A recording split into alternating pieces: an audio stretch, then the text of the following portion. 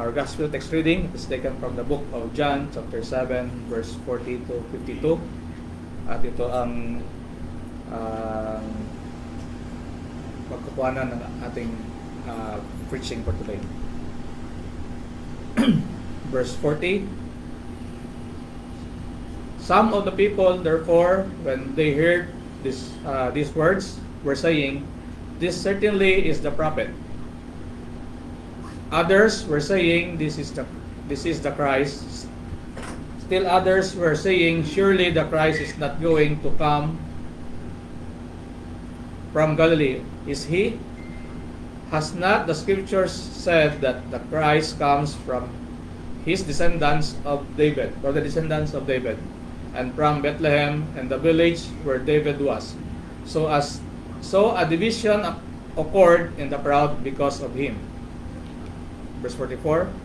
Some of them wanted to seize him, but no one laid hands on him. The officers then came to the chief priests and Pharisees, and they said unto them, Why did you not bring him? The officers answered, "Never has a man spoken the way this man speaks." The Pharisee and then answered them, "You have not also been led astray, have you?" Verse 48. No one of the rulers or Pharisees have believed in him, has he? 49. But this crowd which does not know the law is accursed. Nicodemus, he who came to him before, being one of them, said to them, "Our law does not judge a man unless it first hears from him and knows what he is doing. Does it?" They answered him, "You are not also from Galilee, are you? Search and see that no prophet arises out of Galilee." Ang pagkat ating preaching for today is rejection and faith, divided response. Ito'y inadala sa atin ng ating Elder Brother June. Okay, tayo manatiling nakatayo at tayo manalangin sa Panginoon. Pasalamatan natin ang kanyang panahon pagkalap sa atin, ang aral niya handog. Tayo pumigit manalangin, o Ama naming Diyos, nakikilala sa lahat, may ilalang ng lahat, Diyos ng liwanag na nagbibigay ilaw sa amin sa aming kadiliman, liwanag na siyang magbibigay sa amin ngayon ng aral na magpapaunawa sa amin ng kanyang mga kalooban. Purihin ka, O Diyos, kami tinipon mo makatayo sa inyong presensya at makalapit sa inyo. Panginoon, salamat sa buong linggong inyong pinagkaloob sa amin, na kami ay inyong pinatnubayan sa lahat ng aming gawain, provision sa amin at sa aming mga mahal sa buhay, kasama ng buong inyong creation. Panginoon, kami nanalangin na kayo ang siyang pumatnubay sa amin, gumabay, nagbigay liwanag sa aral na ito na inyong kaloob, at nawa, Panginoon, ay marapatin nyo na aming itong ilakad, makita sa aming buhay. Panginoon, kayo nawa ang magbigay ng kaalaman, katalinuhan sa aking kahinaan. Sa tulong ng Banal na Espiritu, maunawaan namin ang iyong aral. Panginoon, salamat at kami ay nasa katapusan na ng John 7. Salamat sa inyong provisyon, salamat sa inyong katapatan, at kami ay narito na. Panginoon, patuloy niyo kaming binubusog na aral at kami naway magamit sa inyong ubasan. Ito po ang aming samad lang sa Panginoon Jesus. Amen. So, ito bali ang ating title, Rejection and Faith. Para tayo nasa... Excited na ba kayo? Para kayo katulad ng excitement niyo sa panonood ng basketball. And look at this. Division, divided responses. Di ba tayo nanood ng basketball? And then from there, there's a division, of course. Hindi ka pwedeng nasa gitna lang. You should go to the Gilas or go to the OC or go to the opposing party. Di ba? Hindi ka. Kaya dito makikita natin. Then mga tanong, si Kristo ba ay dumating dito sa atin, mangaral sa atin upang tayo ay i-divide, magkawatak-watak? Di ba siya ang Prince of Peace? Paano nangyari yun? Di ba? Yun ang mga katanungan natin. At sabi nga ng ating kapatid, ang division ba yun ay nangyayari lang sa labas o sa loob ng kanyang iglesia? Di ba? At maaari niyong itanong iyon at nararasan niyo rin mismo iyon. Di ba? So but then ganito, tayong mga mananampalataya ay mayroon ding mga kapatid o mga kaibigan o mga kakilala na kasama natin sa trabaho o pamilya natin na sinishare-an, ini-evangelize, inaalagaan, sinishepherd, di ba? At di ba, patuloy mo siyang sinishepherd but still, siya ay mabuting tao, mapagkakatiwalaan, lalo na mapagkatiwalaan mo sa pera. Trustworthy. But then, kita nyo, sa tagal ng panahon, still, andun pa rin siya. Hindi lumalakad. At hindi tumutugon sa iyong panawagan.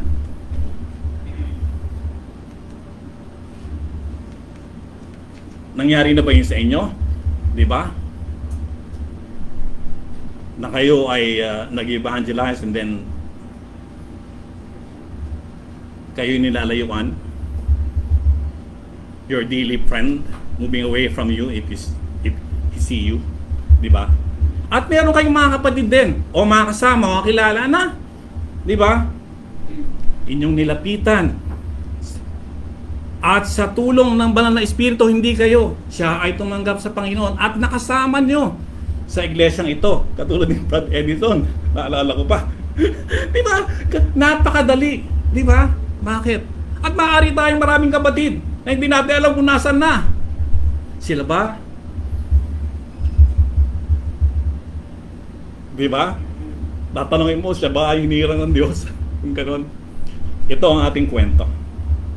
Ibig sabihin, ang sinasabi natin dito, ang division, makikita natin na mga kapatid natin na sinisharean, patagal na lang panahon, hanggang namatay na, ay patuloy pa rin, hindi tumatalima sa imbitasyon ng Panginoon o sa iyong pangangaral sa Kanya. While the others, sa tulong ng banal na espiritu, and then lumakad siya at sumama siya at siya ay kasama ng nangangaral ng Panginoong Diyos, di ba?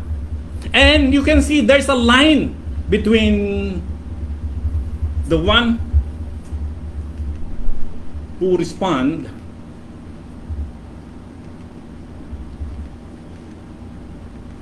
same title. Ayan. The one who respond and the one who respond and the one who reject the word of God. At ang sabi ng Panginoon, pwede ba natin sabihin na, okay, pwede kong tanggapin ko, at tanggapin ko ang Panginoong Jesus bilang tagapagligtas. Tsaka na siya bilang Panginoon, pwede ba yun? Di ba? O sige, tagapagligtas ka, tsaka muna kasi kailangan kita, parang ganun. Tsaka na kita bilang Panginoon. Di ba?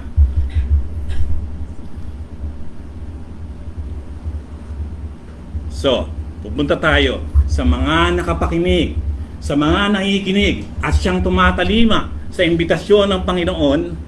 Dito natin makikita ang sinasabi ng pangunahin nating talata.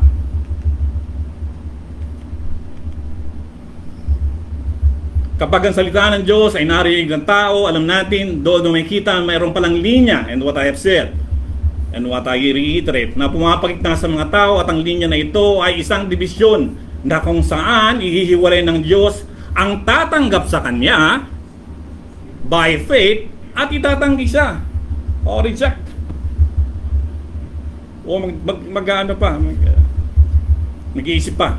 Makikita natin sa mga ito fresh from last week's Elder Mike's sermon, ang invitasyon ng Panginoon, kasi doon tayo galing 37-39 nandyan. Sinabi di ba ng Panginoon sa huling araw ng pista, which is Yung pista na yun, the Feast of the Tabernacle. Actually, there's a 3 feasts of that. Ina-elaborate na ito ni Brad Mike.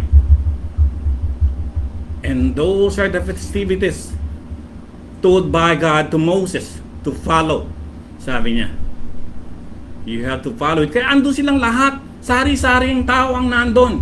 At huli, lalo lang, alam mo naman sa pagpiesta, huling araw, karamihan, lalo na Pilipino, dagsa ang tao sa huling araw. Di ba? Ganun bale, dagsa. Napakaraming tao ang nandun. Kaya sabi ng Panginoon, umiyak siya. He cried out. Actually, he yelled, "Come to me and drink."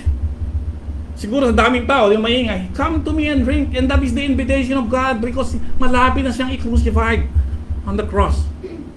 6 months after this, he will die. Kaya ganoon na lang, ang sense of urgency niya na ipangaral ang salita ng Panginoon. Ayon sa kasulatan. Even he himself says that ayon sa kasulatan. If you go back to 37 until the 39, you will see. Ayon sa kasulatan. Ang alok niya ay pwede mong tanggapin o hindi. Yun lang naman eh. Hindi ka naman pwede dito sa gitna lang. Kasi standby lang ako, neutral lang ako. Pwede ba yung ganoon? Di ba? Wala ding katuruan, di ba? Na nagsasabing pwede mo siyang tanggapin ngayon bilang tagapagligtas sa Jesus. Tapos sa ibang araw lang siya bilang Panginoon. Di ba? Meron bang ganoon? It's either kilalanin mo siya bilang iyong Panginoon, bilang Kristo, Messiah, na sinugo ng kanyang Ama. Ang Diyos, sinugo ng kanyang Ama upang tugdin ang utos ng kanyang Ama.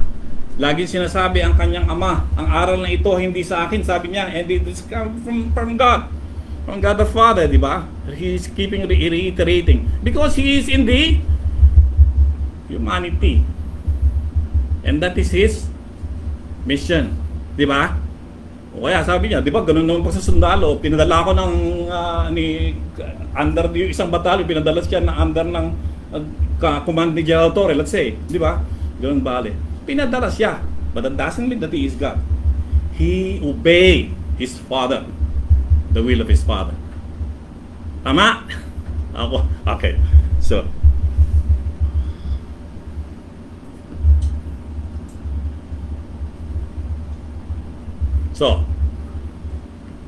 dalawang responses ang ating pag-uusapan ngayon sa punto na ito. Divisions amongst the religious leader and divisions sa mga religious people. Okay? Let me go back. Religious people, sa mga taong nandoon na nakikinig sa kanya, at yung division sa pinuno, Pariseo, Sanhedrin, Sacerdote, etc. ng mga relihiyon. Okay, again, division among the people and among the religious leader. Okay? So, ito ang konteksto nito. Yung invitation ng ating Panginoong Jesus sa mensahe ng ating kapatid na Mark. Come. Drink. If you are thirsty, this is the living water that I gave to you. Yun ang ano din natin sa Samaritan women.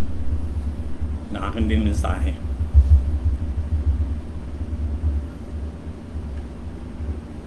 Ako ang pinanggagalingan, sabi ng Panginoong Jesucristo, ng tubig na nagbibigay buhay. Ito ay paanyaya hindi lamang sa atin na nandito matagal ng Kristiyano, kundi sa lahat ng makikinig at makikinig pa at ng tagapakinig. Kayo ay lumapit sa Panginoon sapagkat sa Kanya lamang tayo makakatagpo ng kaligtasan. Sa Kanya ang buhay na walang hanggan. Kaya ang paanyaya ng Panginoon ay patuloy kong nire-remind, nililabor sa inyo. So, let's go to chapter 40 to 44. Division among the religious leader. Division among the people. Okay? Of the crowd. Okay? Ang sabi ni Pablo sa Philippians 2:13 na dapat ay magkaisa kayo sa isip. Yeah, sinamarize ko lang ito. Magbuklod kayo sa isang pag-ibig. Magkaisa sa isang layunin. Ito ang sabi ni Pablo sa Philippians 2:13. Pero pag dito, sinabi ni Juan, pagkatapos sabihin ni Jesus ang kanyang mga katuruan,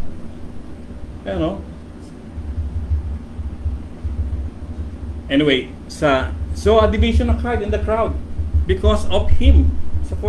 Pagkatapos sabihin, does he create division? Does Christ create division? Okay. Ang sabi ni Pablo magkaisa kayo. Di ba? At ang sabi ni Juan ay ito. Nanarrate niya yung nangyari during the time of Christ. Imagine. Look what happened. Why? Why I said this? It is because the Philippians, he is referring to the Philippi. They are the Christians. Mananampalataya. And this John is referring to all people because ang tawag ng ating Panginoon ay universal. Come and drink. Ang sabi niya. So universal. Okay? Sa lahat. Sa lahat. Kayo lumapit sa akin. Uminom ng tubig na nagbibigay buhay. Papawiin ko ito. So yon.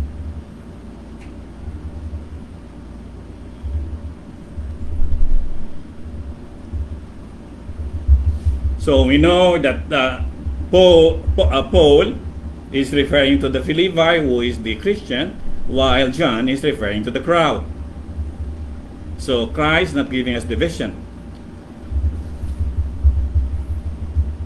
So maaari rin natin itanong, as I reiterate, ito ngayon ang tanong ko, bakit division ang tugon nila sa kanyang invitation? Ito ang invitation ng Panginoong Jesus. Kayo ay tinatawag, inibitahan, uminom sa aking tubig na nagtitigaw nagtitigaw na inyong uhaw, tubig na ng buhay. And the cause of His word is a division. Why is it? Bakit merong ganon? Division. Ang intention ba ng Panginoong Jesus ay magkawatak-watak ang tao? Ang kanyang mananampalataya? Remember, in Philippi, Paul says, mananampalataya iyon, and this one is not. Okay? Ito ay ang mamayan ng Israel, which is the Jews, mostly Jewish. Of course, in a mixed place, most of them, some of them are Gentiles. Ano ba ang layunin ng ating Panginoong Jesucristo? Sa Matthew 10, chapter 10, verses 34 and 36, sabi niya, do not assume that I come to bring peace to the earth. Sabi ni Mateo, I have not come to bring peace, but a sword. Appear by Luke. Sabi niya, this incident illustrates the truth that Jesus divides people. Okay, hold on. Even sa 7, sinabi niya, 41, basahin nyo. Verse 41 and 43. Nagkaroon ng gulong-gulungan at naguluhan ang mga tao. So, continue in Luke 12, chapter 12, verses 51 to 53. He whined. Luke says, do you suppose that he came to grant peace on earth? I tell you no, but rather division. For from now on, 5 members in one household will be divided, 3 against 2 and 2 against 3. They will be divided, father against son and son against father, mother against daughter and daughter against mother, mother-in-law against daughter-in-law and daughter-in-law against mother-in-law.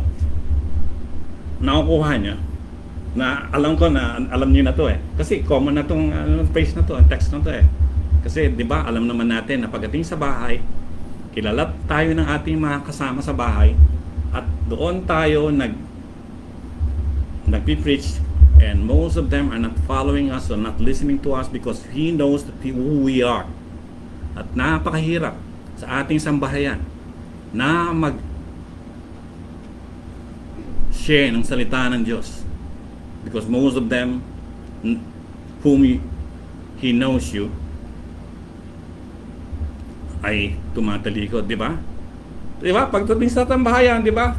O libawa, ang asawa mo, di ba? Ang anak, mas madali eh. Pero yung asawa mo, ikaw huwag kang magsalita ng ganyan, lagi pagdating sa ano nung sinasabi mo, tapos pagdating sa, di ba, mga ganun mga pasal, napakahirap.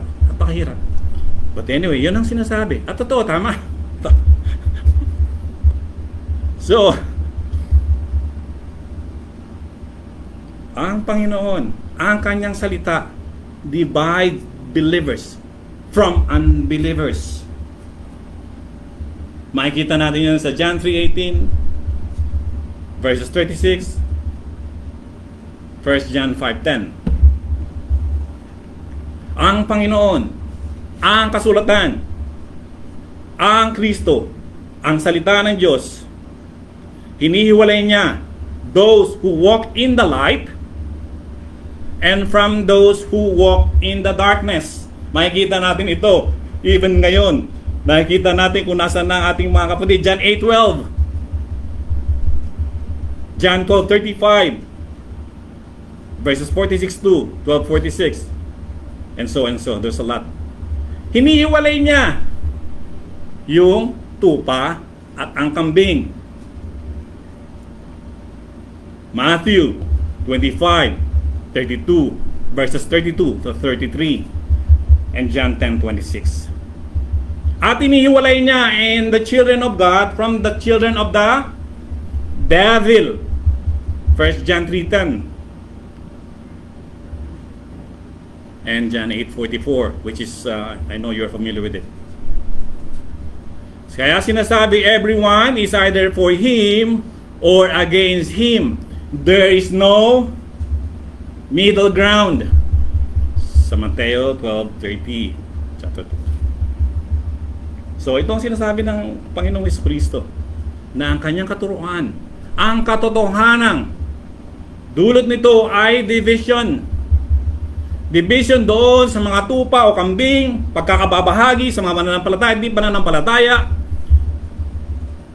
Iyan na maghihiwalay sa makasalanan at di makasalanan. Sabi niya, do not be judgmental pagdating gano'n. But we're not talking about ourselves. We're referring to the Word of God. And this is what is written in the Word of God. It's not us. Okay? So we follow what the law says.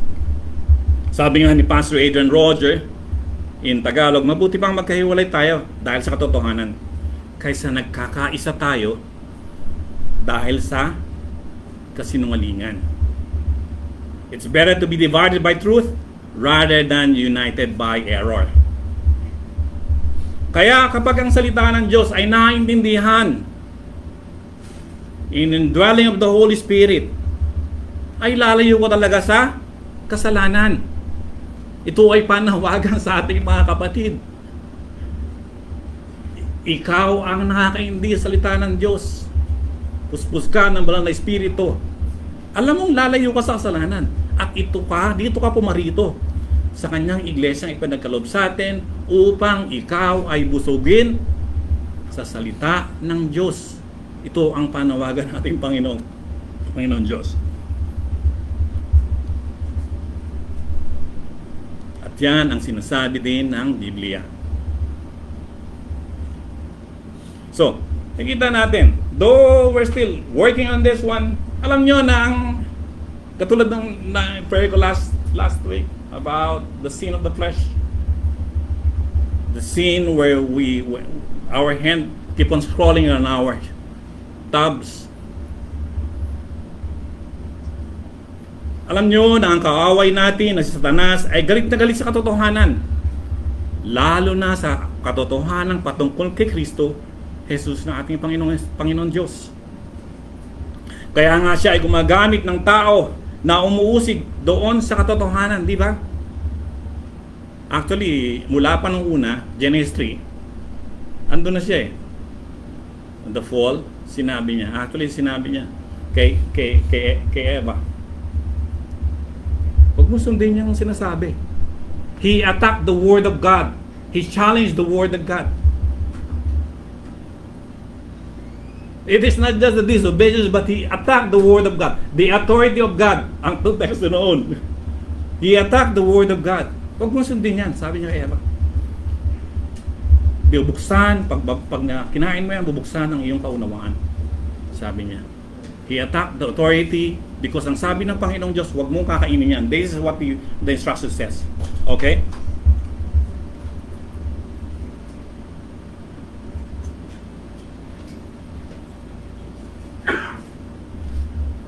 So, kaya gumagamit nga siya ng tao, umuusig doon sa katotohanan. At ang nakalulungkot pa doon, tindahan nyo to, ang mga taong inuutusan ni Satanas na usigin ang iglesia, ang katotohanan, ay magagaling pa doon saan? Sa loob ng kanyang iglesia. Kaya tayo mag-iingat. At tingnan nyo sa nangyari sa mga nagtaang panahon sa atin. Nakita natin kung paano ang Panginoong Diyos ay kumilos sa gitna ng pagkakawatak-watak, sa gitna ng pag-atake ng Satanas, and the challenge that we face those times. Tingnan nyo, pinili niya yung kanyang mga hinirang na manatili sa kanyang iglesia at maglingkod sa kanya. Di ba? Now, I'm not saying that those people whom we are together is not good, it's not safe. Okay? But that is what is written here. Hindi ako lumilihis sa sinabi ng Panginoon. Ito lang ang sinabi niya. At binibigyan ko ng logical explanation para dalhin ito sa atin. Maunawaan natin. Kaya nga, sa mga iglesia, pinag-iingat ni Pablo ang mga taga-Efeso sa Acts 20:29 to 30.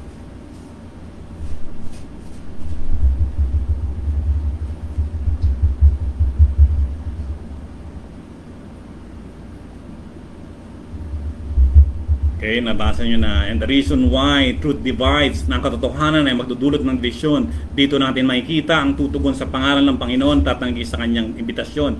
Makikita natin ang mga nakumbisi sa imbitasyon ng ating Panginoong Kristo at mayroong kukontra doon.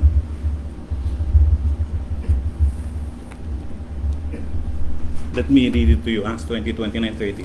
Let us, mahaba pa ba?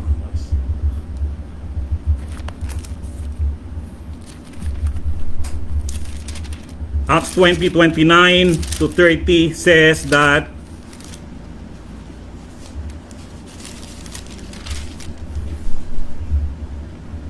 aking talastas na pag-alis ko, tingnan nyo ha, ay magsisipasok sa inyong sa inyo ang mga ganid na lobo na hindi makapagpapatawad sa kawan at magsisilitaw sa mga kasamahan din ninyo ang mga taong magsasalita ng mga bagay na masama upang magdala ng mga alagad sa kanilang hulihan. Sabi ni Pablo, for I know this, that after my departure shall grievous wolves enter in among you, not sparing the flock. All of your own selves shall men arise, speaking perverse things, to draw away disciples after them. Dadalhin niya.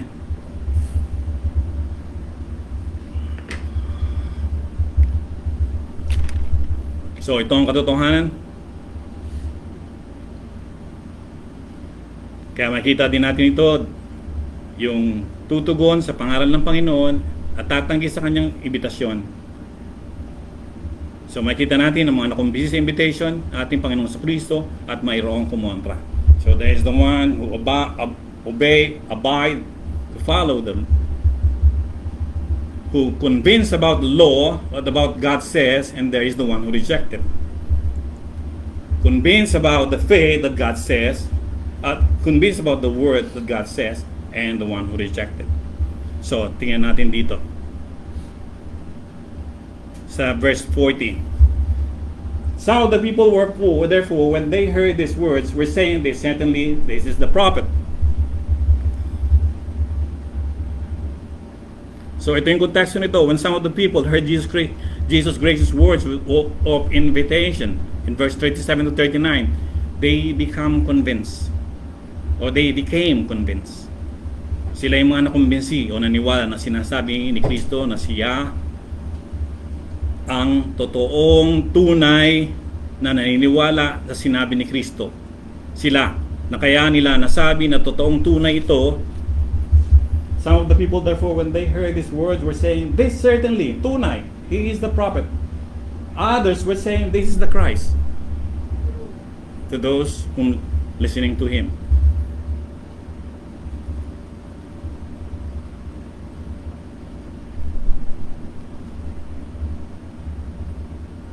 The prophet that we are, that Apostle John is talking about here, ay napag-aralan natin sa John 1. Si John the Baptist. Ano ba ang sabi ni John the Baptist nung siya'y pinuntahan ng mga Pariseo? Sabi niya, hindi ako si Kristo. Kasi ikaw ba si Kristo? Ikaw ba si ang Messiah? Ikaw ba ang Elias? Tinatanong siya. Kasi ang dami ng taong tumutugon sa kanyang panawagan. And he keep on referring to Jesus Christ. He is the Lamb of God who take away the sins of the world. Alam ng mga Hudyo, especially the Pharisees and the Levites and the Sadducees, they know the law. And the law that is written that there is a prophet who will come according to Deuteronomy 18:15 to 18. Yeah, sabi niya. But of course, alam natin nung una pa, sa 7:12, marami ding nagbubulong-bulungan. Hindi nila maunawaan kung anong sinasabi ng Panginoong Diyos. Hindi sila sigurado kung siya ay si Kristo. Kaya pabulong na pinag-uusapan si Kristo ng marami, 7:12 and 13. Siya mabuting tao siya. Sabi ng ilan. Sabi naman ng iba, hindi, nililigaw niya ang mga tao.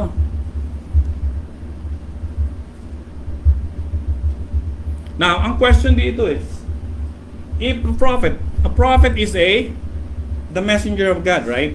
Siya, especially the Old Testament. Siya yung inuutusan. So,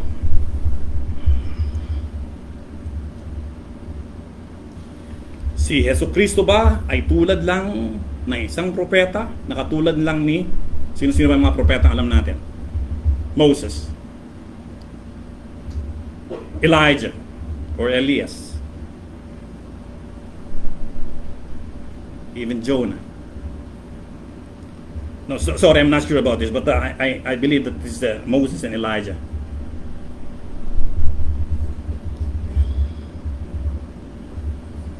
Oh, katulad ni John ito. Si Jesucristo ba ay isa lang propeta? Hindi po. So anong ibig sabihin ng mga taong ito? Totoo nga, ito ang propetang hinihintay namin, sabi niya. Kasi matagal na silang naghihintay, di ba? Mula pa nung binuksan natin yan dyan, may hinihintay na talaga silang propeta, alam na nila. Kasi they are under the Roman occupation. And they pay taxes and abide by the law of the Romans, which they don't like it. But of course, you have to abide on it because you've been conquered by it. You have to follow it. By hook or by crook, sabi niya. Sabi sa Deuteronomy 18:15, the Lord your God will raise up for you a prophet like me from among your brothers. Kayo dapat ang makinig sa akin. You must listen. Ang ibig sabihin ng propeta o ang Misayas na darating at dapat nilang ito'y pakinggan. Ito ang turo sa kanila noong panguna. So, tingnan nyo sa Luke 7:16. Tingnan nyo ang reaksyon ng mga tao sa nain nang binuhay ni Kristo ang kaisa-isang anak ng binata ng biyuda. Just to give you an example. Luke 7:16, chapter 7 verse 16. Dumating sa kalagitnaan natin ng isang dakilang propeta. Ang sabi ng tao, dahil nakita nila, binuhay ni Kristo ang binata, ang nag-iisang anak na biyuda ang nag-iisang anak ng biyuda. Kaya ganoon lang sinasabi nila, dinalaw tayo dumating sa kalagitnaan natin ng isang dakilang propeta. Dinalaw tayo ng Diyos. Dinalaw ng Diyos ang kanyang bayan.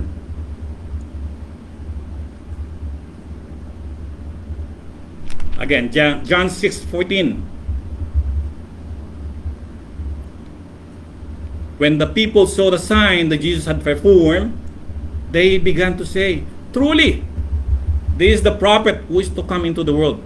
Itong tao, ang Diyos na kanilang pinakihintay, siya ang propeta, ang Mesias na kanilang pinakihintay. Bakit nila alam yun? Even the Samaritans, bakit nila alam yun? Nagsalita si Jesus sa kanya. Bakit? Alam niya ang buhay ng Samaritana. Just to give an example of this, just to expound this. Di ba? Kasi alam niya ang lumang kautusan. They read the Torah. And it is written there that there is a prophet coming. There is a Messiah who will save them. Kaya ganoon lang sila kapanapanabik, sabik na sabik. Kaya kung magkakakita sila ng naghihimala, propeta na yan Messias. Even those times. Kaya sila nag-iingat din. Kaya sila din nag-iingat. Kaya may mga religious police din hindi maialis kasi nga marami ding nagkukunwang mga propeta o Messiah upang gawin ang kanilang interest.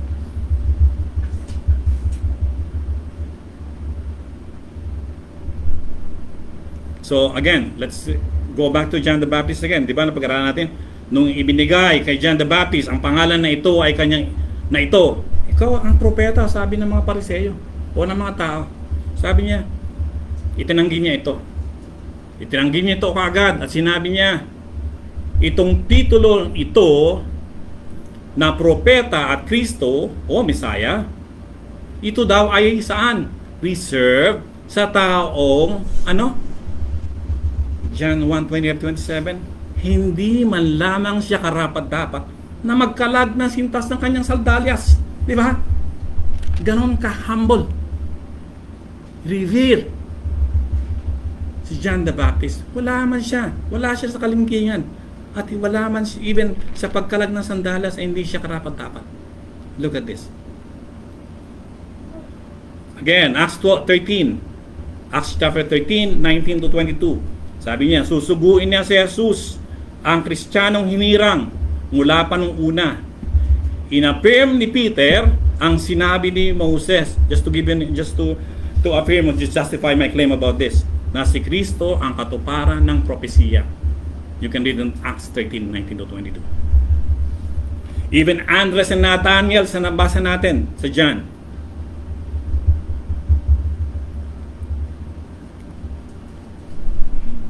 Sabi niya ni Andres at Nathaniel, we have found the Messiah, which is being interpreted as the Christ.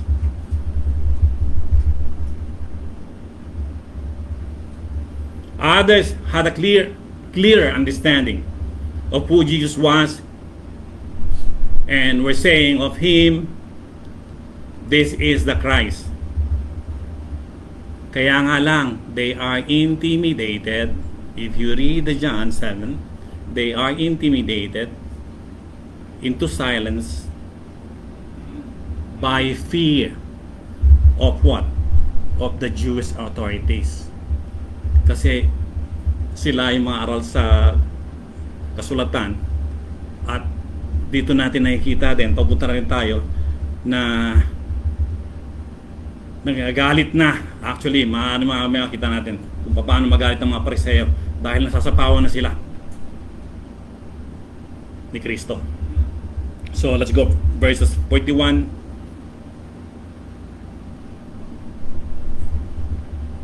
D.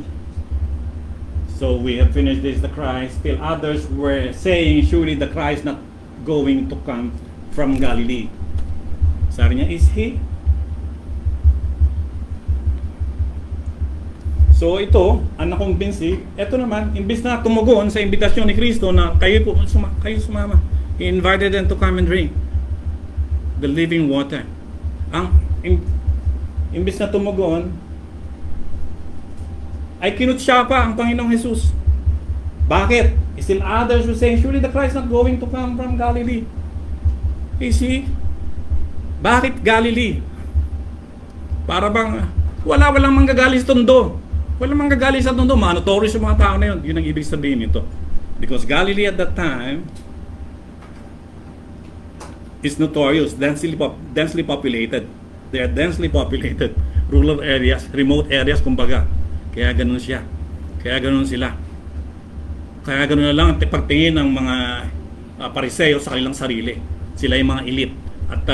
At saka galit na galit sila dito sa lugar na ito kasi nga ito ay pinagkukutaan ng mga Romanong sundalo. May kampo dyan. At akala ng mga Pariseo, yung mga taong nandun ay sumasalungat sa kanila at nagkukunayb sa mga Roman soldiers. Yan, bumagsak na. Ganun bali yung ano yan. Kaya ganun lang talaga sabi niya. Wala magagaling dyan. Para pag sa amin, meron kaming lugar sa Cavite ng tawag ay Paliparan. Okay? Kaya tawag na Paliparan yun, dahil pa nung bata ako, pag dumadaan ng sakyan doon, ng alas 5 ng hapon, may araw pa, walang lilingon doon ng mga driver dire-diretso. Sapagkat notorious yung lugar na yun. Dahil makikita mo nakabitin. Doon ko nakabitin yung mga tao. Kasi nagpupunta sila doon, nangunguha sila ng mga halaman. No? Lalo pa napakaraming manggahan doon, lanson, etc. Kita mo, kaya ganoon na lang, ping! Walang lingon-lingon. Ganun bali. So, ganun ang notorious.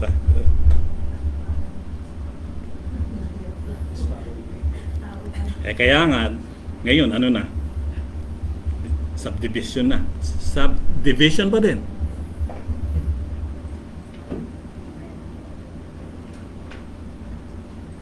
So sabi niya, still others were saying, surely the Christ not coming from Galilee. Is he?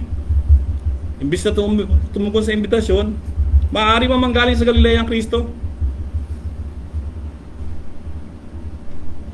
So ibig sabihin, hindi lahat ng tao ay kumbinsido sa baging tunay na propeta ni Jesus o sa sinasabi ni Moses na propeta na si Jesus. Habang ilan ay handang tanggapin siya bilang ipinangako ng dakilang propetang si Moses na siyang Mesiyas na ipinangako sa lumang tipan, ng iba ay natiling kumukontra. So we have the one who is convinced and the one is kumukontra, rejecting or contrary.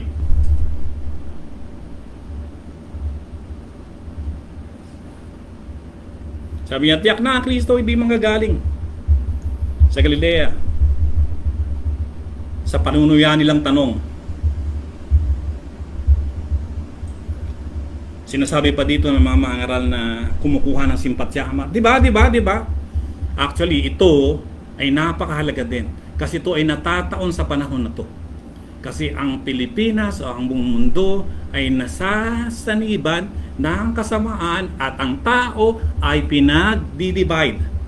Pumapasok din dito ang revisionism na sabi ni John MacArthur. Binabago ang kasaysayan. So ito, binabago ang kasulatan. Alam natin yan, napakadami ang mga nasa labas to claim that they are right and we are wrong.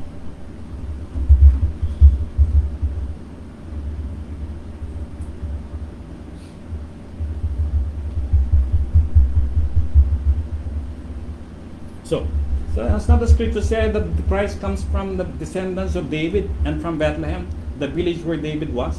Sabi ng iba, imagine, look at this. Tingnan mo kung paano yung kanilang unbelief, yung spiritual blindness, na sila ang may aral ng kasulatan at batid nila na may propetang darating at iyon ay manggagaling sa Israel, pinakita sa Israel 53. Pero still, they keep on denying, rejecting the fact. Kaya tinitwist nila yung sinasabi ng Biblia at ang pagkakilala na kanila kay Jesucristo na may darating na Mesiyas. Has not the scripture said that the Christ comes from the descendants of David? Alam natin na He came from the lineage of David. Mary and Joseph came from the lineage of David. Christ was born in Bethlehem. So why are you denying it? Diba?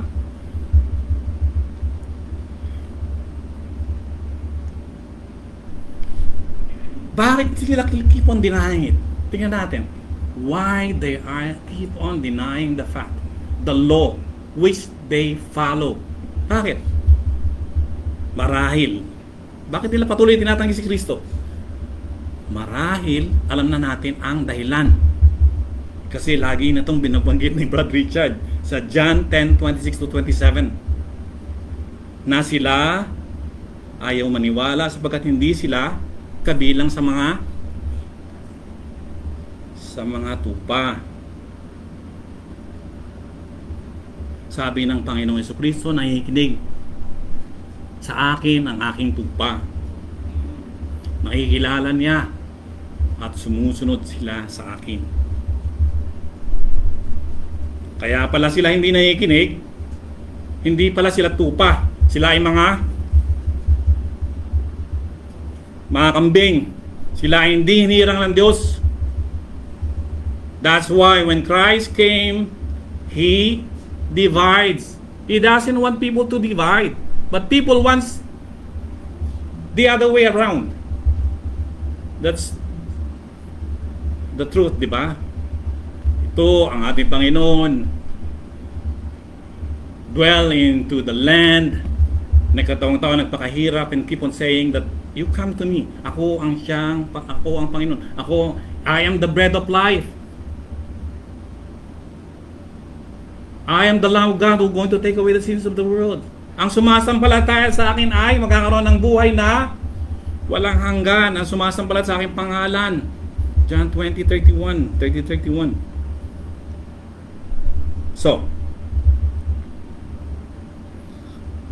So ang dinudulot ng pangaral ng Jesucristo ay nagkakaroon ng division. Division it is because people reject His word. Reject His authority. Because the word, ang may akda is Jesus Christ. We keep on saying it in Essential Doctrine, Essential Commitment, SOF. So let's go to verse 45-33.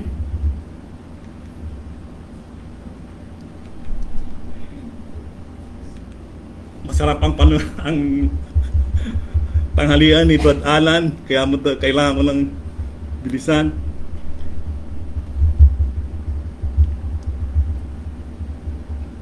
So 45, let's get 45. Sabi niya, the officers then came to the chief priest. Let's go to 44. Baka ano dan. Some of them wanted to seize him but no one laid on him. Baka tatanong nyo kasi, why is it? Tandaan nyo, na pagbukas nyo ng 7, chapter 7, buksan nyo ng 1, si Jesucristo ay wanted na. He wants to be killed by the Pharisees. Pinapadakip na siya. But no one lays hands on him. Why? It is not his time. 2. These people whom the Pharisees send hear the word of him, and they have been open, their eyes, their heart, their ears, their senses. Dahil sila ay ang mga tandaan nyo, ang mga huli dito ay ang sinugo ng Pariseo ay they are the temple guards. They are the Levites. The Levites, sila yung nangangasiwa, tumutulong sa pari. Sa Pariseo. Security of the temple. Security of his people. At sila ay mga aral sa batas at sila ay nagsusururot din ng kasulatan sa templo. Kaya alam nila ito. Kaya ano man ang gagawin nila, hindi sila makakilos. Because tama yung sinasabi nito eh. Wala silang power. Pinipigilan sila ng power ng Panginoong Jesus. Yung power ng kanyang salita. Okay? So the officers then came to the chief priests and Pharisees and they said to them, "Why did you not bring him?" Sa Tagalog, tingnan mo. Sabi niya. So bumalik ang mga temple guards. Sabi niya, "Why didn't you bring him?" Tingnan niyo po ito. Ang konteksto nito, sabi ko nga sa inyo, nais nang patayin ng mga Hudyo si Jesus. At sa 32, verse 32, makikita nyo, balikan nyo yung verse 32. Let me read it to you. Kasi para makatake off tayo. John 7:32.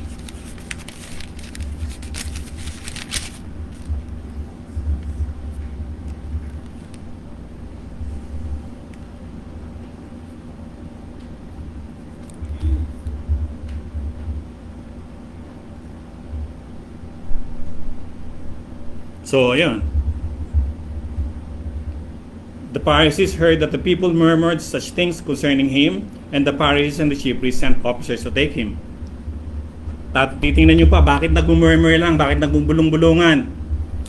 Sapagkat ayaw nilang marinig ng mga Pariseo na nakikinig sila sa salita o sa sermon, kasi nag-preach si Jesus that time.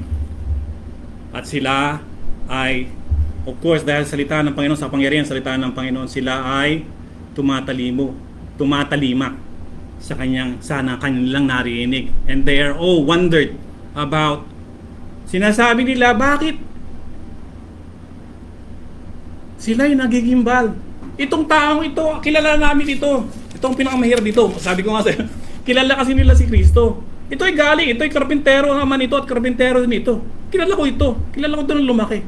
Kaya nagtataka sila, bakit? Ganito na lamang. Nagimbal sila. Ganito man salita ito. Hindi nila pinaniniwalaan si Kristo, pero sa salita na kanilang naririnig, ayon sa kasulatan na kanilang binabasa at inaaral, ay nandun si Kristo. Kaya ang salita ng Panginoong Diyos, ang siya nang bibigay sa kanila, ang salita ng Diyos, ang kapangyarihan ng salita ng Diyos, nagpapaunawa sa kanya na siya ang propetang, ang Misayas na sinugo ng Diyos para sa kaligtasan ng sanlibutan. Siya ang sinugo ng Diyos, Misaya, na pinakahihintay ng mga Hudyo. Sila ba ang mga Hudyo? Kasi may hari sila eh. Si Kristo ay kanilang hari, di ba? Chief priest of priests. King of Kings, Hebrew. Diba? Ayan ang sabi niya.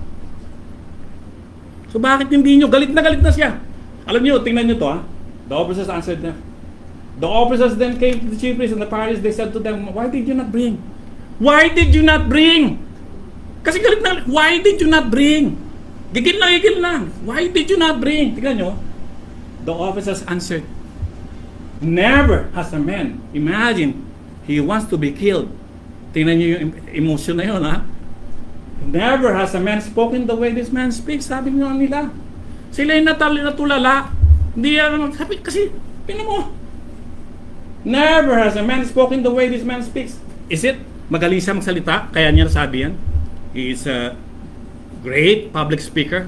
Katulad ni Maring si Jokoy, siya yung mga ano natin, even yung mga famous speakers natin. No! It is because he knows. They knew that the word, tama yung sinasabi ng Panginoon Jesus. At iyon ang aral sa kanila sa Biblia, sa kasulatan. Sa lumang tipan na kanilang binabasa. The Torah that they are following. Then, the Pharisees then answered them, you have not also been led astray, have you?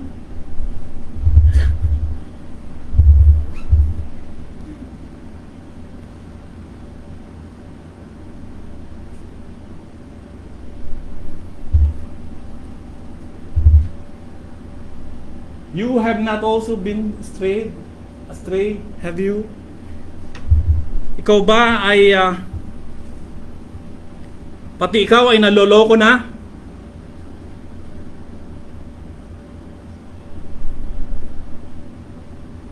Pati ba kayo ay nalinlang na? Sabi niya, pati ba kayo ay nalinlang na? So anong nangyayari dito? Ito ay katulad din nangyayari sa atin ngayon sa kasalukuyan. Kung hindi siya makapunta sa katotohanan, papasukin niya. Sabi nga nila, ad hominem na, personal na ginagawa. Di ba? Papasok na siya, ikaw ba hindi naniniwala? Ikaw ba nalinlang na? Pati ikaw ay nakasama na sa kanila.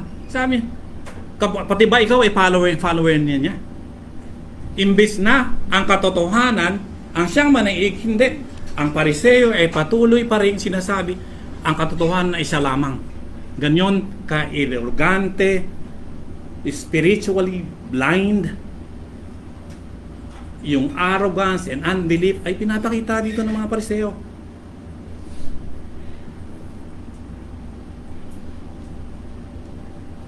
Kaya inatake na nila yung temple police, yung kanyang isinugo. Kayo ba ay mga nalilang na rin?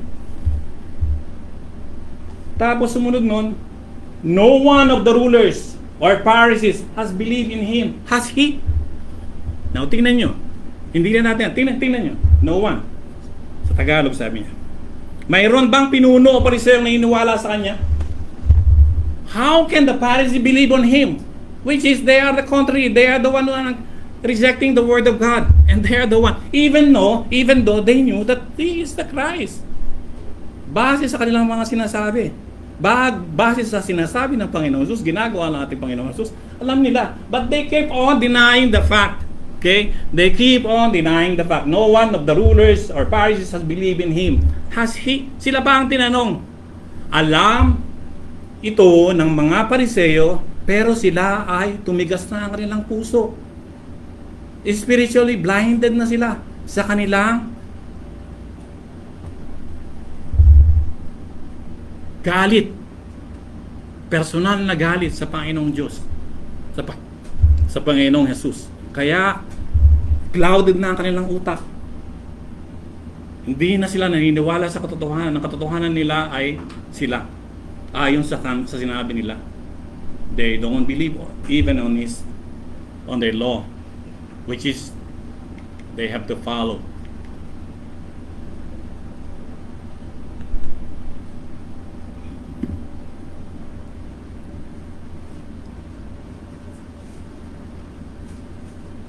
So, even sa 748,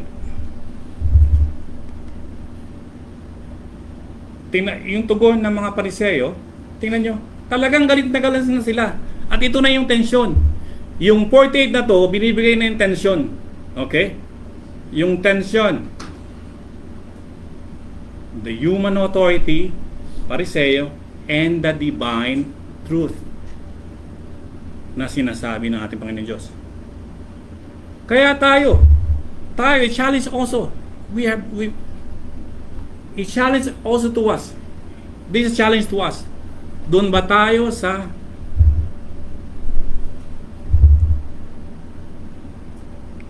human authority o sa kasulatan sa Panginoong Diyos, sa Espiritu Santo at ang Diyos Ama? The Creator, the Mediator, and the indwelling of the Holy Spirit is us. Pag tayo pinapili, saan ba tayo? And most of us now happening in this world talaga. Dahil sa takot, dahil sa power, dahil sa greed, kinakalimutan na. They keep on speaking about the Spirit. Alam na ninyo yun. They keep on talking about Holy Spirit, but they deny the truth. They claim that they believe in the Holy Spirit, they believe in God, but they keep on, wala sa kanilang buhay.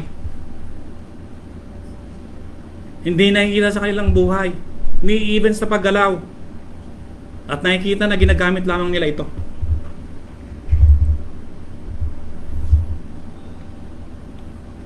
So, but this crowd which does not know the law is accursed. Sabi niya. So, ganun pa din ang talagang paghahamak. Actually, paghahamak na to ng mga Pariseo para i-reiterate, i-ukil-kil sa kanila na mali yung kanilang ginagawa sa mga Pariseo na kanilang sinugo. Mali. Sabi niya ganun. Kaya andun yung panlalain, hinahamak niya yung mga tao na sinugo niya. Nakuha niyo? Di ba nangyari yan? Inutusan mo, hindi sumunod. Ikaw talaga, ganun-ganun ka. Ganun-ganun ka. Lahat ng ikaw ay isang hangal. Sabi, ikaw ay nasa ilalim ng sumpa. You are cursed. Actually, it is rooted in Deuteronomy 27 to 28. But it is a long one. Kung saan ang pagpapala at sumpa ay binibigas batay sa pagsunod at pagsuway sa batas ng Diyos. Ginamit lang yon. Tandaan nyo, ginagamit ng mga Pariseo ang mga salita ng Diyos ng kasulatan para sa kanilang interest. But they distort the fact.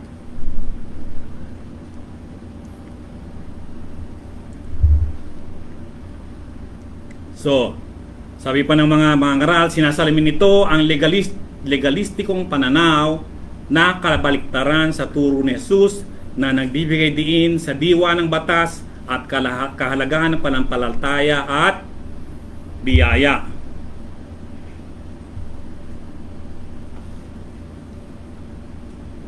So nakita natin ang kayabangan ng mga taong ito, ng mga Pariseo. Tingin nila sa kanilang sarili, sila ayun na yung mga hinirang, sila yung mga matuwid. Bakit daw? Dahil alam daw nila ang katuruan o ang salita ng Diyos. So tingnan natin ang sinasabi ng Biblia tungkol dito sa mga taong ito. Mateo 3:7-10. Matthew chapter 3 verse 7-10. 7-10. Again, Matthew chapter 3 verses 7-10. Ngunit na makita niyang maraming Pariseo at Saduseo, nagsasalita ito si John the Baptist, na nag-isip rito sa kanyang pagbabautismo, sinabi sa kanila, kayong mga lahi ng, ano tawag ni John the Baptist? Kayong mga lahi ng brood of vipers, sa English to. Ulupong, sino nagturo sa inyo upang tumakas sa darating na galit? Kaya't magbunga kayo sa karang-karapat dapat sa pagsisisi at huwag niyong sipin na masabi niyo sa iyong sarili, si Abraham ang iyong ama. Sapagkat sinasabi ko sa inyo na kayang buhayin ng Diyos ng mga bato na ito ang mga anak ni Abraham. Kaya dun sa ano din natin may stone. At ngayon pa'y nakalagay na ang palakol sa ugat ng mga punong kahoy. Kaya't ang bawat punong kahoy na hindi nagbubunga ng mabuti ay pinuputol at tinatapon sa apoy o pinanggagatong para magamit. Di ba? So anong nangyari sa mga taong ito? Itong mga taong ito ay nahatulan na. Ang tawag sa kanila ni Jesus ay mga lahi ng ulupong. Itong mga taong ito ay mga lobo. Sheep, lobo, the wild dog, fox, na nagkukunwaring tupa. Sila ay mga taong mapag-imbabaw.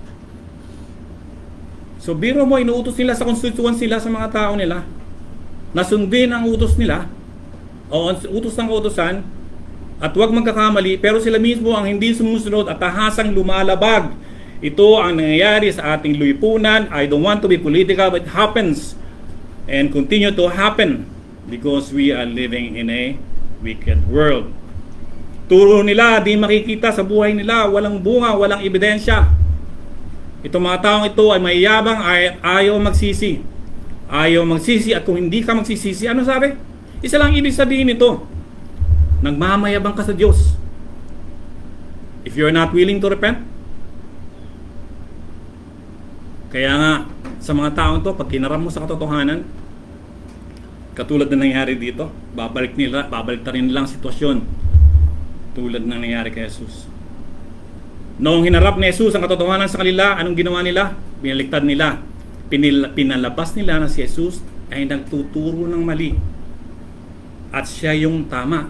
O sila yung tama.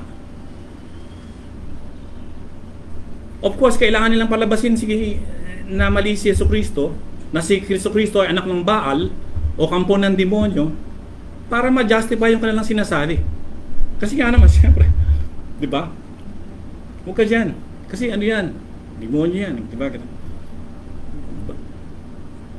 Yan. Mamatay tao yan. Huwag ka dyan.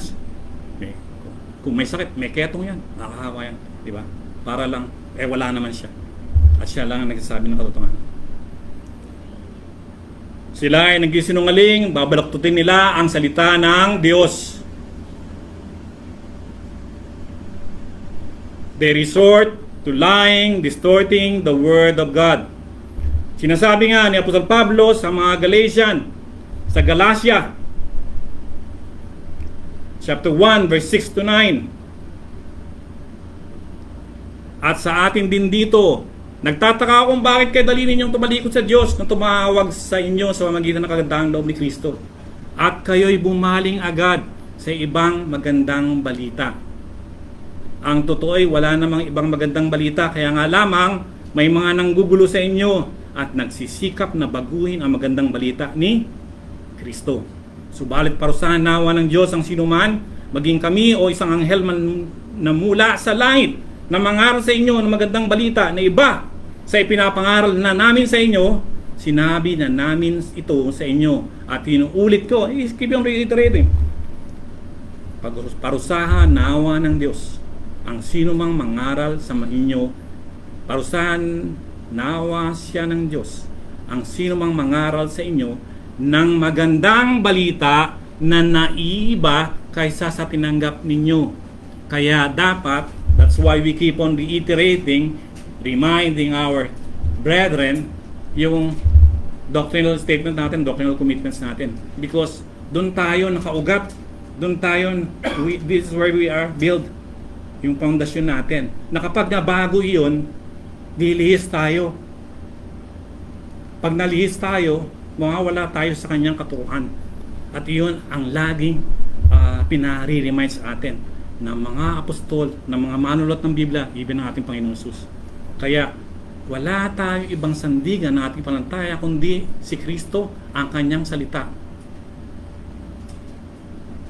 At paano tayo lalago? Hindi tayo lalago diyan lang mismo sa online. Hindi tayo lalago kung nasa labas tayo. Sapagkat dito, sa iglesia na dito maramdaman ang presensya ng Panginoong Diyos, at dito ka lalago, dito ka bubusugin. We have been nourished and sustained. Dito tayo pinapawi ang ating uhaw. Imagine, look at yung mga pangalan ng ating Panginoon Diyos, or mga metaphors na ginamit sa kanya. The bread of life, the Lamb of God, those are all food, essential to life. Di ba? Tears, imagine, subukan mo, naglakad na ba kayo sa disyerto? Naubusan kayo tubig. Di ba?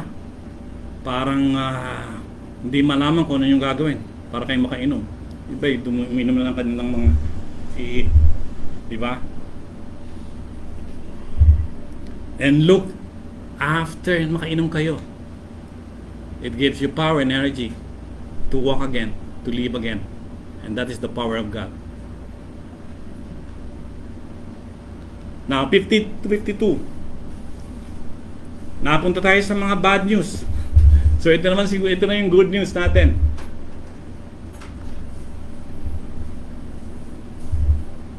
Si Nicodemus, he who came to him before being one of them, said to them, tandaan nyo ang senaryo, ang emosyon, hyper and emotion ng mga Pariseo. Pagdating kay Nicodemus, tingnan mo, Nicodemus, he who came to him before being one of them, it means that, nabasa na pag-aralan natin John 3:16, na siya ay pumunta, binisita niya ang Panginoon, at ang sabi ng Panginoon, you must be born again, or rebirth. Di ba? Sa gabi, patago siya because he is the Sanhedrin. At mga kasama nitong umuusig sa Panginoon. And pag nalaman, di ba, ganun na yun. Anyway, alam niyo na kung ibig sabihin. But then, Nicodemus, kaya ito sinabi, close and open parenthesis, said to them, our law does not judge a man unless it first hears from him and knows what he is doing. That's it. Para kang may magaling kang abogado, di ba? Alam niya na nagpupuwis na galit yung katabi mo eh. O yung kasama mo, o yung nag-aakusa eh, di ba? Sabi niya, di ba?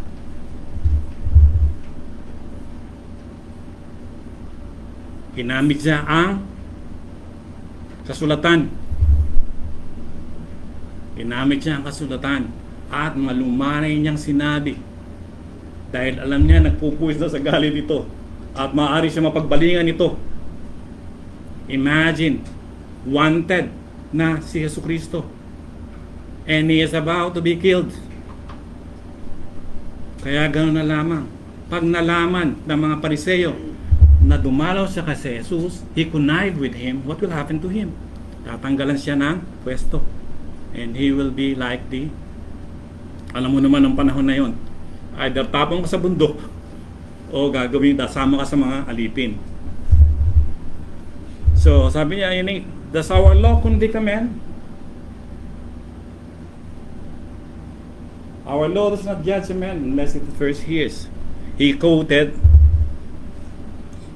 Deuteronomy 1, chapter 1, 16 to 17. So, let's go to that. Does our law convict a man? So, ito yung paril lang ito. Refers to the Jewish legal system. So, ginamit niya yung batas ng mga Hudyo, which is based on the Mosaic law. So, ang ibig sabihin ng batas na ito, emphasize justice and fairness, requiring na ginagamit natin ngayon as an evidence and testimony before a conviction. So, ito yung prinsipyo na sinasabi sa Deuteronomy 1:16 to 17, where sabi niya, where judges are instructed to hear cases fairly. The word fairly. But how can you say that fairly here? Sa galit nitong mga Pariseo. Ang sinasabi nito, anong oras na ito? Ang sinasabi din sa atin to ng parilalang ito, yung due process na importante sa atin. Even ang ating justice system ay ina-apply ito. Ina-affirm ng ating mga huwes.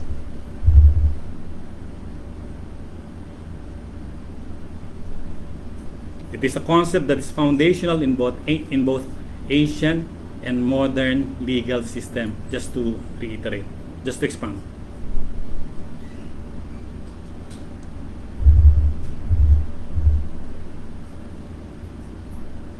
So, again, without first hearing, sabi niya without hearing. Again, the requirement to hear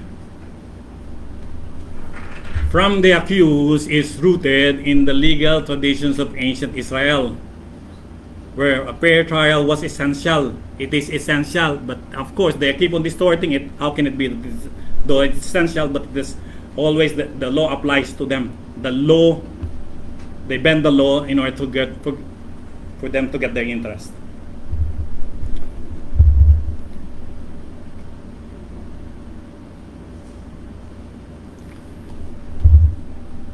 And he knows that he's doing, that's it, sabi niya, and knows what he's doing, that's it. So sabi niya, to determine what he has done.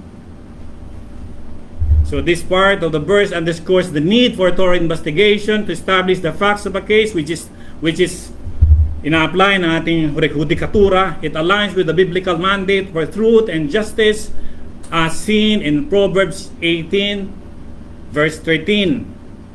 It says, which warns against answering a matter before hearing it. The emphasis on determining the actions of the accused reflects a commitment to sa katotohanan, ensuring that judgments are based on evidence rather than assumptions or hearsay. So, ito na tayo, tatapos na tayo sa verse 52. They answered him. Again, look at this. Nagsalita, malumanay si Nicodemus. Tapos they answered him, you are not also from Galilee? Hinahamak na naman siya, hindi ka ba tiga Galilea? Di ba kanina sinabi ko sa'yo, hindi ka ba tiga Paliparan o tiga Tondo? Ganun bali yung kanyang ano. Are you? Search and see that no prophet arise out of Galilee. How can it be? Sabi ko, di ba prophet out from Galilee? They deny the people of Galilee or Nazareth. And how can it be true? What they were saying, they knew that Christ is from Galilee. Di ba? Tingnan mo sa mga sulat niya, di ba? Napakaraming niyang ginawa sa Galilee. Di ba? Sa Nazareth. Actually, Nazareth is a part of the city of Galilee.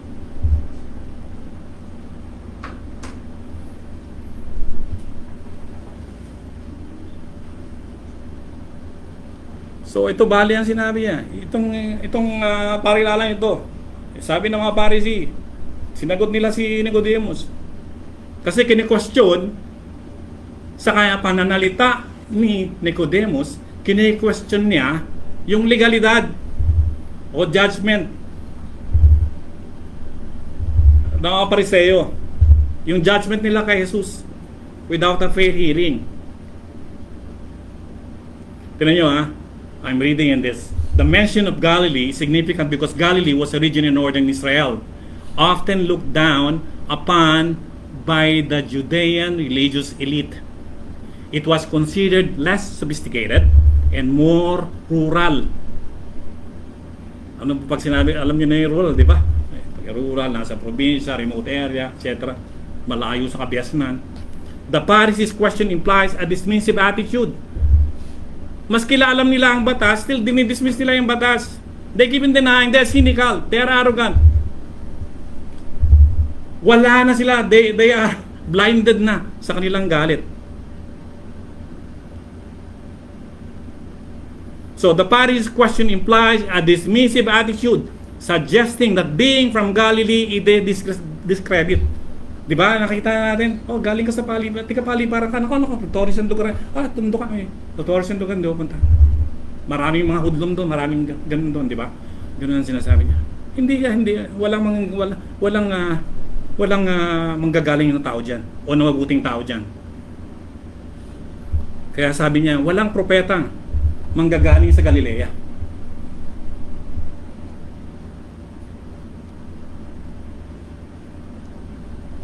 Pero alam natin ito na mali ito. Even them, they knew that there's a prophet who came from Galilee, which is Prophet Jonah, was from Gath-hepher, a town in Galilee. Makikita natin yung 2 Kings 14:25. Additionally, Isaiah 9, chapter 9, verses 1 to 2 prophesies that a great light would come from Galilee, which Christians interpret as a reference to the Messiah. So the Pharisees' claim also ignores the broader biblical narrative that God often chooses unlikely places and people to fulfill His purposes. Nakuha natin ito, di ba? Di ba? Bakit ba po bumili ang ating Panginoon Diyos ng mangingisda, mga ordinaryong tao? Sino lang ang doktor o may pinag-aralan, di ba? O even sa soul. Okay? But then most of them, they're fishermen. Galing sa hindi kilalang angkan at hindi kilalang walang profesyon o hindi mga skillful lang. So, the statement highlights their spiritual blindness and unwillingness to recognize Jesus as the Messiah. Despite the evidence of His works, His miracles, and the word that they heard, and fulfillment of prophecy. Kasi alam natin na ang Panginoong Jesucristo ay nandito to fulfill God's promise or what is written in the Bible. Binabaliwala din ng pag-aangkin ng mga Pariseo ang mas malawak na salaysay ng Biblia na kadalasang pinipili ng Diyos, katulad ng sinabi ko, ang mga lugar at tao na hindi malamang na hindi mga known upang matupadan siya kanyang mga layunin. Itinatambok ng pahayag na ito ang kanilang spiritual na pagkabulag at ayaw na kilalanin si Jesus bilang Mesayas sa kabila ng katibayan ng kanyang mga gawa. Kaya nga sabi sa Mateo, bibilisan ko na kasi mukhang pagpasensyahan nyo na. Otherwise, pwede ko na to. Pwede ko nang to be continued. But then, let us finish this in this Matthew chapter 13, verse 13 to 15. Kaya nagsasalita ako sa kanila sa pamamagitan ng mga talinghaga sapagkat sila ay nakakakita, gayunmay hindi nakakakita, at nakakarinig, gayunmay hindi nakakarinig. Hindi rin sila nakaunawa. Natutupad nga sa kanila ang hula ni Isaias na nagsasabi, sa pakikinig ninyo ay inyong maririnig at sa inyo hindi nyo maunawaan, at sa pagkakakita ninyo ay inyong makikita at sa inyo'y hindi kayo makakakilala sapagkat pinatigas ang puso ng bahaeng ito at nangabibingi ang kanilang mga tenga at piniit nila ang kanilang mga mata, baka sakaling makita ng kanilang mga mata at marinig ng kanilang mga tenga at maunawaan ng kanilang puso at manumbalik at pagalingin ko sila. So ang aral na makita sa ating sa araw na ito, pinakita na may mga taong tumatanggap at tatanggi, na may mga taong makukumbisi sa salita ng Diyos, mayroon din kukontra. And that's reality. It is a reality, but it's a sad reality. The goodness here is the example of Nicodemus na nawa tayo sa gitna ng mga division, sa gitna ng mga challenges, attacks sa ating pananampalataya, and even in our house, tayo ay maging tapat sa katotohanan sa salita ng Diyos. At nawa tayo ay humayo, lumakad, nang may pagpapakumbaba, nang may talino, kaunawaan na galing sa kanyang salita. At nawa, patuloy tayong lumago, sumigla. At nawa sa mga nakikinig at mga kasamahan, ka-iglesia, mga kapwa mananampalataya ay manumbalik ang kasiglahan sa ating Panginoon, sapagkat ito ang kanyang imbitasyon sa atin. Come to me and drink. Do not wait for the revelation. Ito po ang salita ng Diyos. Tayo po tumayo at tayo magpasalamat sa ating Panginoon. Tayo po ay manalangin, o aming Diyos. Salamat, Panginoon, sa araw ninyo pinagab sa aming Panginoon, na kami ay inyong pinamulatan muli, inaral, pinakita sa amin ang gandahan ng inyong mabuting balita, ang kagandahan na kayo ang tubig na nagbibigay buhay. You are the bread of life. You are the Lamb of God who is going to take away the sins. Nawa, Panginoon, patuloy kaming makumbinsi, patuloy na kaming lumago. Nawa, patuloy nyo kaming itaguyod, patnubayan sa aming gawain, Panginoon. Patuloy nyo palaguin ang iglesyang ito sa mga aral. Nawa, ito ay madala, may pangaral sa kanilang mga mahal sa buhay, sampu ng lahat ng mga kanilang nakilala. At Panginoon, nawa tulungan nyo kami, buksan ang puso ng aming mga kakilala at mga nakarinig, Panginoon. At nawa, Panginoon, mapanumbalik ang kasiglahan sa kanilang puso, makasama sila, ang mga manampalataya sa kanyang iglesia, at hindi pa manampalataya, nawa sila ay tumanggap sa inyo, Panginoon. At Panginoon, patuloy nyo po kaming palaguin. Continue to nourish us as the food that we're going to eat today. Panginoon, nawa patuloy nyo kaming painumin, patuloy nyo kaming palaguin, at patuloy na kaming maglingkod sa inyo ng may katapatan, kasiglahan, at pagpapakumbaba. Ito pong aming samod dalangin sa pangalan ni Jesus. Amen.